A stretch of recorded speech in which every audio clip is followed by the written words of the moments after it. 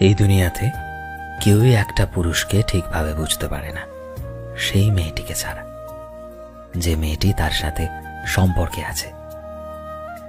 কেউ বুঝতে পারবে না মানে কেউ না, না তার বাবা মা, না তার বন্ধু বান্ধব, না তার ভাই বোন। কারণ এই সব মানুষই সেই ছেলেটার একটা দিকই দেখে। কিন্তু যে মেয়েটা তার সাথে সম্পর্কে আছে, শুধু সেই দেখতে পারে তার ভেতরে থাকা সত্যিকারের মানুষটাকে।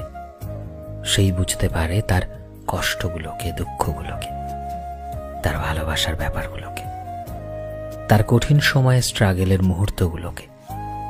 তাই তো লোকে বলে, নারী যখন পুরুষের শখের হয় আর পুরুষও যদি নারীর শখের হয়, সেই সম্পর্কে কোনো দিনই শেষ হয় না। তারা একসাথে গ্রো করে জীবনের খারাপ সময় থেকে ভালো সময় পর্যন্ত। যারাই বলে পুরুষের সফলতার পেছনে নারী থাকে, তারা ঠিকই বলে।